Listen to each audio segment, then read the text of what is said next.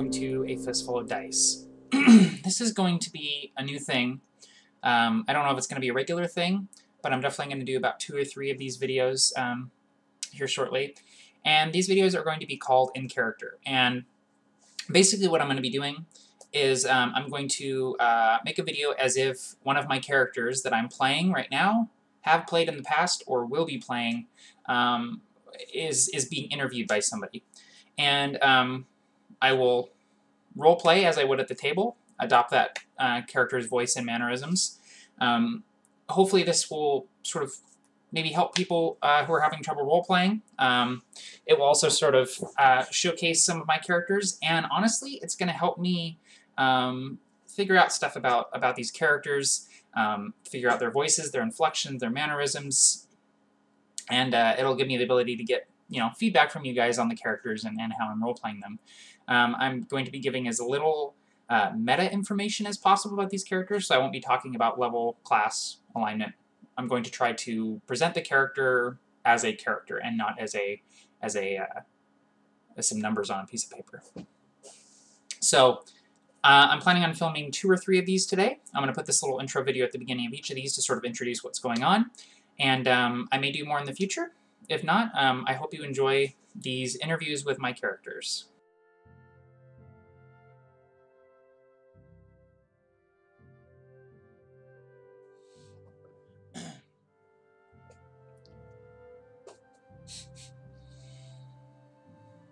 Oh, hello. No, I have not been waiting long. It is okay. I'm patient. It comes from being in prison for many years. Sure you understand. Or maybe you don't. Why is it you wanted to talk to me? Research purposes. Very well. I will answer your questions to the best of my ability, though I'm not sure what you might want to know about me. I am a mere guard. Oh, of course, sorry. I am Akim Zharkov. I am 21 years old, and I serve as a guard in the government building in which we are sitting currently. My job, yes, I like it very much. It is quiet. I guard, I patrol, I escort. Easy enough. Oh, yes. I prefer the javelin. It is a good at range. And the mace is, well, I grew up using a big, heavy, blunt object to protect myself, so the mace I find is well suited to my hands. There's a saying in the slums where I come from: a knife starts the fight, the club ends the fight. Are you... no, I suppose you wouldn't get that joke. Well, what questions do you have for me? My life. How would that help with your research? Very well, I will tell you what I can. Well, I was born here in the city. I do not remember either of my parents. Both of them were killed when I was very young. I don't know specifically. I was so young, and I don't think the sheriffs or the constables ever looked into how it came about. Likely it was a mugging gone wrong, a home raid by a gang, something like that. Whatever the case, I lived, and I was raised by other children, by the gangs in the slums. Later by the Notch-Tatchets. The Notch-Tatchets? You do not know of them. You must be new in town. They are a widespread, large criminal organization. Very influential, very powerful. You'd be surprised how many nobles in this city have gold in their pockets given to them by the Notch-Tatchets. In any case, we will get to them later. For now, I will tell you about my childhood, as bleak as it may be. I don't know how much you know of hunger, but as a child, that is predominantly what sticks out in my memory, being hungry. Wondering each day whether I would get a heel of bread, a rotten piece of fruit, something, anything to keep me going. Something to keep my belly at least a little full. I did what I had to. I stole. Soon enough, I was running with other children who were stealing. Soon enough after that, we had ourselves a little gang going. And then we weren't just stealing, we began mugging. I remember my first time out. There was a man, not noble, but he was dressed nicely enough. He was a young man, maybe mid-20s.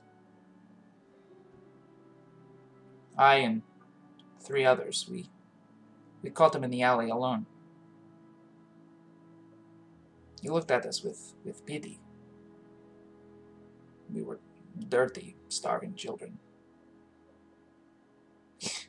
He couldn't have imagined that we were there to take things from him. I raised my club, I hit him in the knee, dropped him to the ground. As he was lying there in pain, we took everything he had. His gold, the rings on his fingers. He had a small dagger in his boot, we took that. Surprised he didn't draw the dagger. He could have very easily been killed. In any case, that was the first time. The rest sort of blurred together in my memory. We made do, bought food with the gold that we were able to take. Eventually, I came to do more things in the gangs. And I caught the attention in my teenage years of the notched hatchets. I mentioned them earlier. The notched hatchets can promise many things, but they very seldom make good on those promises. I became a sort of enforcer in the notched hatchets when I was about 14, 15 years old. I did horrible things. Things I don't really like to talk about them, if I'm being quite honest. For research. Alright. Well, I stole, hurt people. A few times I hurt people so bad I'm not sure if they lived. Those are the times I don't like to remember. When I think about the fact that I may have killed somebody's parents, killed somebody's son or daughter, it doesn't make me feel good. So, I did those things, and I'd like to say that I hesitated, that I thought it was wrong, but you have to understand that I was a child. And no, I'm not making excuses, but I was young, and this was all I knew. My idea of right and wrong, they were skewed. So I did not think about what I was doing. I was doing what I was told, in the hopes that I would find some place in these notched hatchets, that maybe the hatchets would give me a home, a family, food, bed, these things that we take for granted. Not only did I do these horrible things for the hatchets, but I took the fall again and again. By the time I was 18, I had spent 5 years in prison.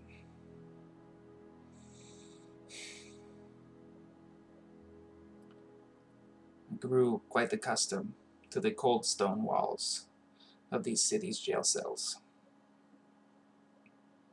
What's that? The manacles I carry with me. I do not use them.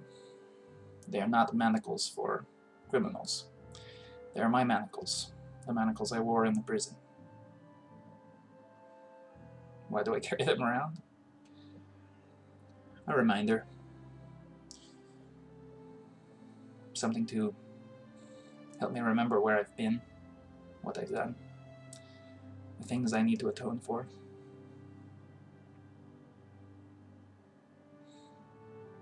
You want to know how was it I came out of that life? How I secured a job as a guard? I can tell you that. I was in prison, and I was sharing a jail cell with another member of the Hatchets who had taken the fall. His name was Brom. Brom and I were around the same age. He was maybe a year or two older. We were both orphans, both grew up on the streets, had very similar upbringings. Brom and I became friends. Looked out for each other, watched each other's backs. Prison is rough. It'll make you hard. It'll make you strong. But it can break a man. So we looked out for each other. We became like brothers. Brom was a good man. Sometimes the Hatchets would contact you while you're in prison. They would offer to give you protection, smuggle in goods for you. Sometimes they would contact you so you would do a job for them in prison.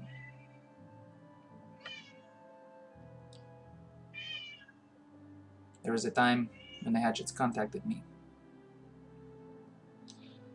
and they told me that Brom was disloyal, that he was perhaps thinking about giving up information in exchange for freedom, that he couldn't be trusted.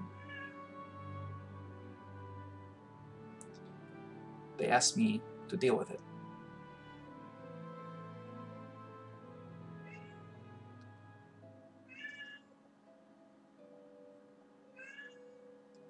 Some street cat outside.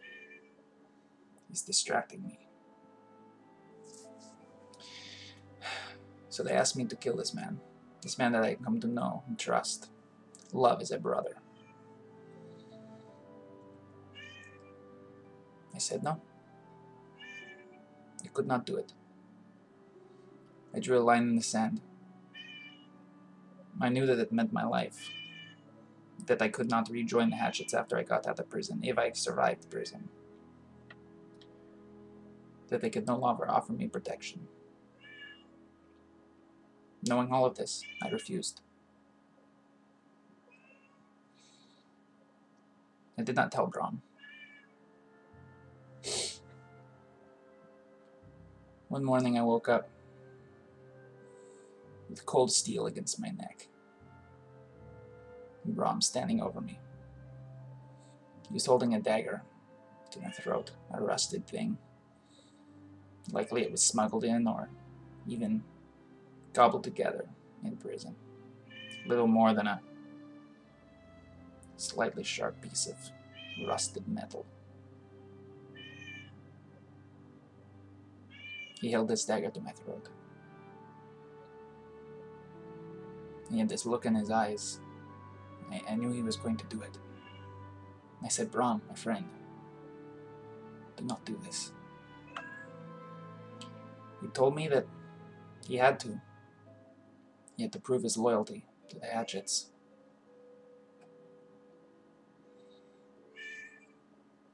As he dragged the knife across my throat, he gave me this. I pushed him from me.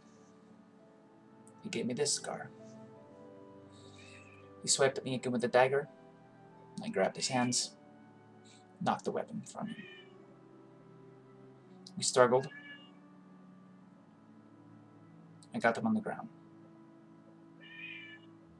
The manacles on my hands, I got them around his throat. and I started to tighten. So I had these manacles around his neck. I pulled them taut.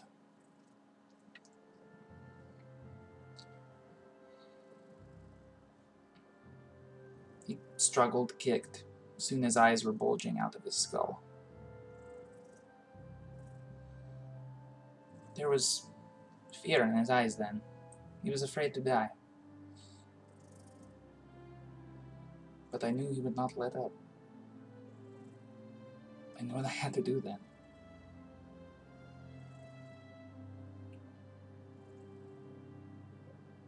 I kept the chain around his neck until he stopped kicking. I killed Brom. I killed my brother.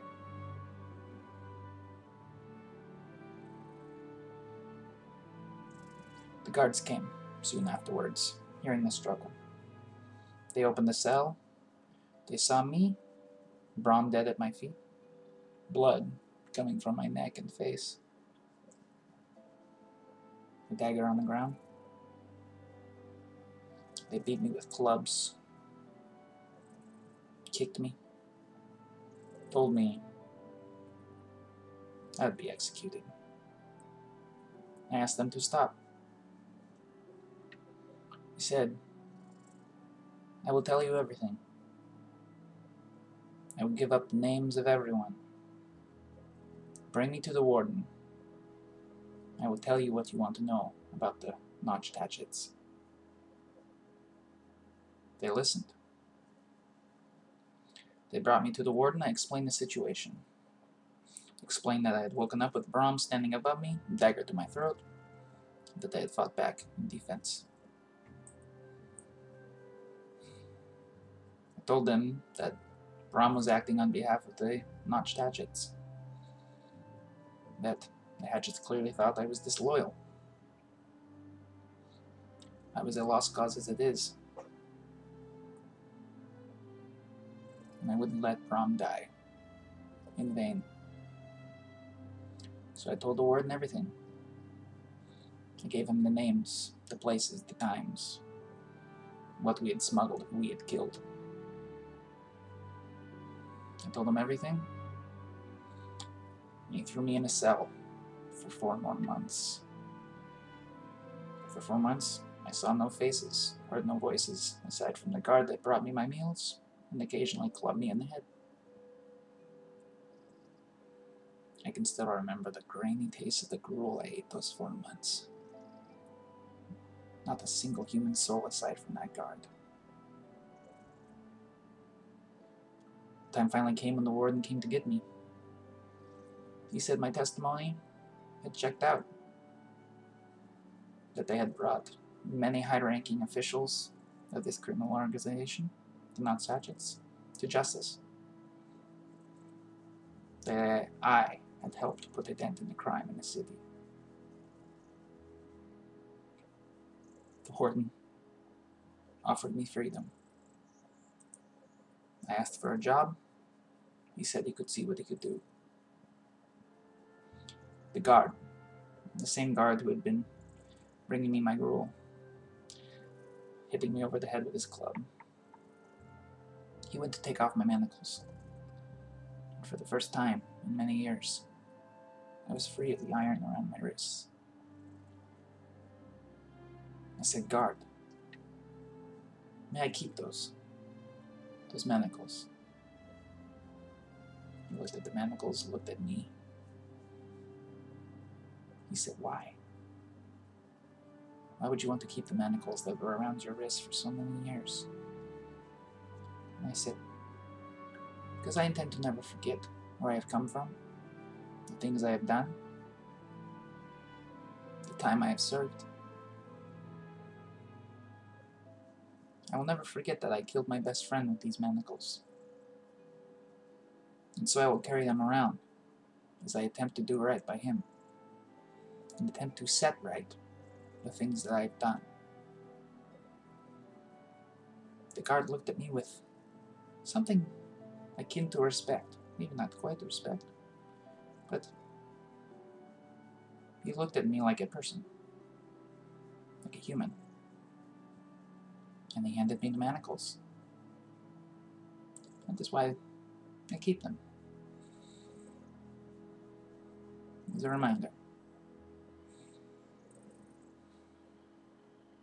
Do I regret the things I've done? Regret is a waste of time. I've made the decisions I made, and I take responsibility for those decisions. I do not wish I could go back and change the things I have done, because the things that I have done have made me who I am. Growing up on the streets made me strong, resilient. Prison made me appreciate life. Now that I have life again, now that I have this opportunity to serve, I intend to serve to the fullest of my ability. I intend to make this city better. I intend to outweigh the bad that I did back then. So that is why I serve. The hatchets, they will come for me someday. Many people think I am crazy for not leaving the city, changing my name. But I am not running. I am not afraid to die. I'm simply afraid to leave this earth without doing some good. But yes, whenever someone steps up behind me, I flinch. Prepare for the dagger in my back. Because that day will come. And there's not much I can do about that. So I will wait. I will wait for the hatchets to come for me. And until then, I will do what I can to make the city better. That's it, eh? Very well. How did this help your research again? I'm afraid I don't quite understand, but that is okay. I'm glad I could help. Now, you excuse me. I have guard duty to get to.